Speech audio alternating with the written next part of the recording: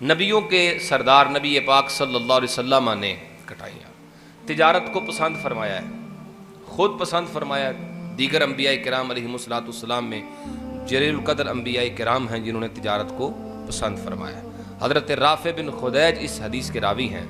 آقا کریم صلی اللہ علیہ وسلم سے پوچھا گیا حضور ای الکسب اطیب، یا رسول اللہ سب سے پاکیزہ کمائی کون سی ہے؟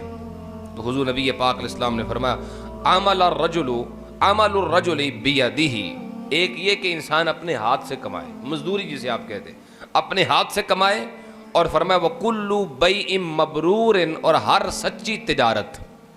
یہ دو پیشے ایسے ہیں جسے حضور نے پسند فرمایا، اور فرمایا ان دونوں سے کمایا جانے والا مال پاکیزہ ترین مال ہے، سچی تجارت سے اور اپنے ہاتھ سے۔ نبی پاک صلی اللہ علیہ وسلم نے ترغیب دلائی ہے تجارت کرنے کی۔ صحابہ کرام بڑے بڑے صحابہ تجارت کرتے تھے۔ ایک صحابی ہیں، ان کا نام ہے مقدام بن مادی کرب۔ ان کی ایک لونڈی تھی، اور اس لونڈی کو انہوں نے حکم دے رکھا تھا کہ تم نے دودھ فروخت کرنا ہے، اور یہ اس زمانے میں ہوتا تھا کہ اپنی لونڈی غلاموں کو حکم دیتے تھے تجارت کرو، اور وہ مال جو ہے وہ مالک کا ہی ہوتا تھا، اور وہ لونڈی دودھ بیچ کے تو لا کے اپنے مالک کو یعنی حضرت مقدام کو وہ دودھ کے پیسے دیتی تھی۔ کسی نے کہا کہ اے صحابی رسول مقدام رضی اللہ تعالی عنہ اتبیع اللبن، کیا آپ دودھ بیچتے ہیں؟ آپ بھی تجارت کرتے ہیں؟ آپ تو صحابی ہیں نا۔ اس کا خیال یہ تھا کہ ان کو نہیں کرنی چاہیے، یا پھر یہ خیال تھا کہ یہ دودھ تو نہیں بیچنا چاہیے نا، دودھ تو لوگوں کو ویسے ہی دینا چاہیے۔ اس خیال سے انہوں نے حیران ہو کے پوچھا تسی دودھ بیچتے ہو؟ یہ سوال کیا نا جب، تو آگے سے صحابی رسول فرمانے لگے ہاں وما باسم بذالک، اس کے بیچنے میں کوئی حرج نہیں ہے، اس لیے کہ میں نے نبی پاک صلی اللہ علیہ وسلم سے یہ بات سنی ہے۔ حضور نے فرمایا لیأتین علی الناس زمان لا ينفع فیہ الا الدنانیر یا الا الدینار۔ حضور نے فرمایا ایک زمانہ آئے گا کہ اس زمانے میں لوگوں کو صرف پیسے ہی فائدہ دیں گے، صرف دینار ہی فائدہ دیں گے۔ تو اس لیے میں کر رہا ہوں وہ تنگی کا، وہ مشکل کا، وہ فقر کا وقت، جس وقت میں انسان کو دنیا کا مال کام آتا ہے، اس سے بچنے کے لیے تجارت کی جائے۔ دیکھیں اب ذرا اس کو ذرا سمجھیں دوبارہ، صحابی رسول تجارت کر رہے تو حیران ہو رہے تھے لوگ۔ اگر کوئی اس زمانے میں بھی بہت سارے لوگ تجارت کرتے ہیں، لیکن اگر کوئی مذہبی شخصیت، نامور شخصیت وہ تجارت کرے نا، تو پھر کیا کہا جاتا ہے؟ مولوی صاحب تسی کیڑے کام لگ گئے ہو، یہ آپ کا تو کام نہیں نا۔ حالانکہ کیا حکم ہے؟ کرو، ترغیب ہے اس میں، اگر تمہارے پاس وقت ہے تو کرو۔ حضرت سفیان ثوری رضی اللہ عنہ ایک قول جو علماء کے لیے خاص طور پہ بڑی بات آپ نے کی ہے، آپ نے فرمایا آپ کے ہاتھ میں نا دینار تھے، اور ان دیناروں کو الٹ پلٹ کر رہے تھے، سونے کے سکے۔ اس وقت آپ نے ایک جملہ ارشاد فرمایا، آپ نے فرمایا اگر یہ پیسے میرے پاس نہ ہوتے تو یہ بنو عباس جو خلفاء ہیں، فرمایا یہ مجھے رومال بنا لیتے، میرے ساتھ اپنی میل صاف کیا کرتے، ان پیسوں کی وجہ سے میں ان کا رومال بننے سے بچاؤں۔ اسی طرح اور بھی بہت سارے ایسے فرامین حضرت سفیان ثوری کے اور دیگر ائمہ کرام کے موجود ہیں۔ اس کا مطلب یہ ہوا کہ تجارت جس سٹیٹس کا بندہ ہو اسے کرنی چاہیے اگر وہ کر سکے، اور اس سے فائدہ اسے اٹھانا چاہیے، اس میں برکت ہے۔ اب تجارت اگر کرنی ہے تو کیسی کرنی ہے؟ پہلا اصول میں آپ کی خدمت میں پیش کر رہا ہوں، اس ترتیب سے انشاءاللہ شاید 2-4 دن لگیں، لیکن یہ بڑی ضروری بات ہے۔ آپ سب میں سے، آپ میں سے بھی اور باقی ہمارے بھائیوں میں سے بہت سارے احباب اس شعبے سے ریلیٹڈ ہیں، تجارت کرتے ہیں، کہیں نہ کہیں ان کو تجارت کرنی ہی پڑتی ہے۔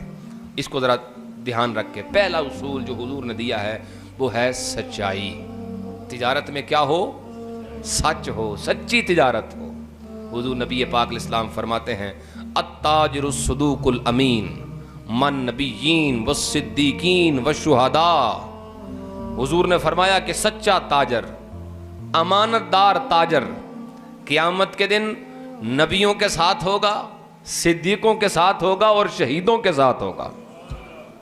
ساتھ ہونے کا مطلب یہ ہے کہ ان کے قدموں میں ہوگا، ان کے تابع ہوگا، ان کی مائیت میں ہوگا، ان کی غلامی میں ہوگا۔ کون؟ جو اپنی تجارت کے اندر سچ کا دامن نہیں چھوڑتا۔ اب یہاں سوال پیدا ہوتا ہے کہ تاجر ہو سچا، چاہے مسلمان ہو چاہے غیر مسلم، کیا سب کے لیے یہ ہے؟ نہیں، یہ شان صرف اہل ایمان کے لیے ہے۔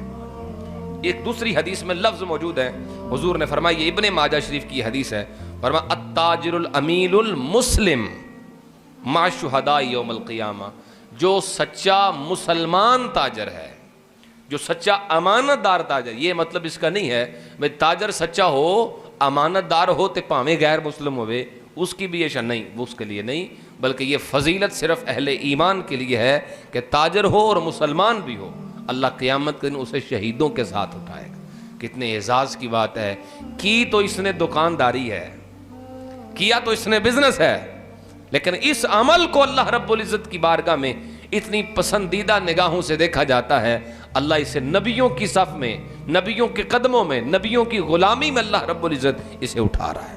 اللہ اکبر۔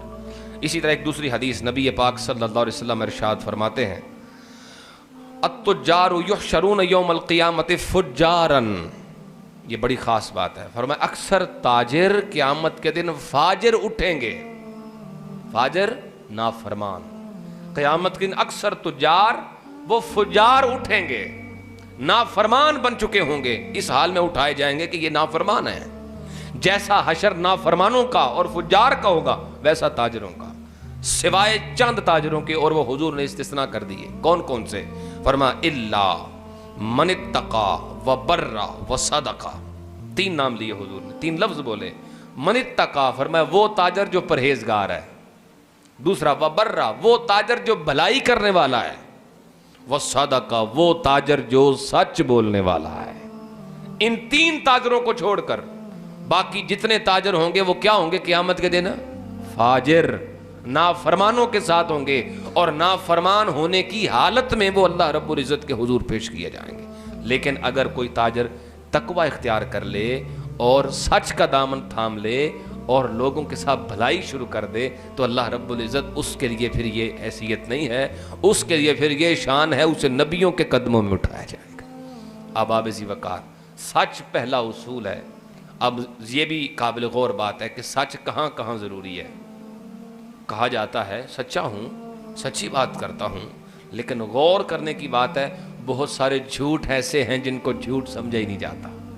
مثلا جو چیز بیچ رہے ہیں وہ عیب والی ہے اور یہ ثابت کر رہا ہے کہ یہ ٹھیک ہے، جھوٹ ہے کہ نہیں؟ وہ خراب تھی، یہ تاجر صاحب کہتے ہیں بالکل ٹھیک ہے، اس میں کوئی فالٹ ہے ہی نہیں، یہ بالکل زبردست نیو برانڈ نیو چیز ہے۔ یہ کہتے ہیں نا چیز استعمال ہو، استعمال شدہ ہو، اسے برانڈ نیو بتا کے بیچا جاتا ہے، جھوٹ ہے کہ نہیں؟ حرام ہو جائے گا رزق۔ اسی طرح جو چیز اتنی مہنگی تھی نہیں اسے مہنگا ثابت کرنے کے لیے کئی جھوٹ بولے جاتے ہیں، نہیں جناب یہ امپورٹڈ ہے، پاویں لورو لیندی ہوئے، کہا جاتا ہے یہ امپورٹڈ ہے، مطلب یہ بیرون ملک سے اس کو امپورٹ کیا گیا ہے، یہ برانڈڈ ہے، سٹیکر پاویں آپ ہی لایا ہوئے، ایسا کرتے ہیں لوگ۔ تو کیا ضرورت ہے کہنے کی؟ یہ وہ جھوٹ ہیں جو بلا وجہ بولا جاتے ہیں۔ میں اکثر کہتا ہوں ان جھوٹوں کی ضرورت نہیں، آپ کے پاس جو بھی ہے، کھرا ہے، کھوٹا ہے، اچھا ہے، برا ہے، سامنے رکھو اور کو چیک کرو، دیکھو اور لے جاؤ، پسند آئے تو لے جاؤ، نہیں تو نہ لو۔ یہ اس کی قیمت بڑھانے کے لیے، خود قائل کرنے کے لیے کہ ضرور یہ ہزار جھوٹ جو بولا جاتا ہے اس کی کیا ضرورت ہے؟ بغیر وجہ کے جھوٹ بول کے اپنا رزق حرام کر لیتے ہیں۔ نبی پاک صلی اللہ علیہ وسلم ایک اور بھی طریقہ ہوتا ہے، وہ کوالٹیز اور وہ خوبیاں اس چیز میں ہیں نہیں جو بتائی جاتی ہیں، یہ بھی جھوٹ ہے، اور اس سے بھی ہمارا تجارت کا جو ہے وہ معاملہ خراب ہو جائے گا، اللہ کے ہاں مردود ہو جائے گی۔ یہ تجارت ہے اس میں کچھ نہیں، یا جو بتا رہے ہیں کم سے کم وہ نہیں، مطلب بتاتے تو ایسے ہیں نا جیسے یہ پتہ نہیں کیا چیز ہے یہ۔ اسی طرح جو جھوٹ ہوتے ہیں یہ ایڈورٹائزمنٹس، یہ جس کو آپ اشتہار کہتے ہیں، ان کے ذریعے اگر جھوٹ بولا تو بھی یہ جھوٹ ہے، تو بھی یہ تجارت سچی نہ رہی۔ اشتہار بنوایا، اب وہ اشتہار وہ ایڈ ٹی وی پہ چلایا یا کہیں اور چلوا دیا، فیس بک کے ذریعے تشہیر کرا دی، یا ویسے فزیکلی اشتہار لگوا دیے کہیں پہ، اوپر لکھ دیا اس میں یہ فلاں فلاں فلاں اس میں خوبیاں ہیں اور وہ اس میں نہیں ہیں، جھوٹ ہے یہ، نبی پاک سے دھوکہ ہے یہ۔ حضور نے فرمایا من غشنا فلیس منا، جو اہل ایمان کو دھوکہ دے وہ ہم میں سے نہیں۔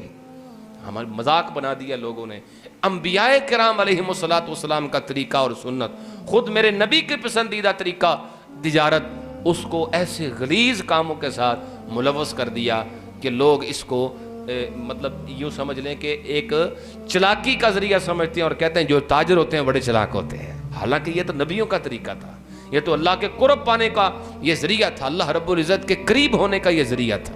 میرے بھائیو، پہلا اصول میں نے آپ کی خدمت میں عرض کیا، وہ ہے سچ۔ اپنی تجارتوں میں ہم نے سچ کو رکھنا ہے۔ یہ پیغام آپ تک پہنچا، آپ کے ذریعے یہ امانت ہے ہمارے وہ بھائی جو تاجر ہیں ان تک بھی پہنچے۔ اللہ تبارک و تعالی مجھے آپ سب کو عمل کی توفیق عطا فرمائے۔ آئندہ اصول انشاءاللہ آئندہ ایام میں عرض کروں گا۔ اللہ تبارک و تعالی ہمارا بیٹھنا قبول فرمائے۔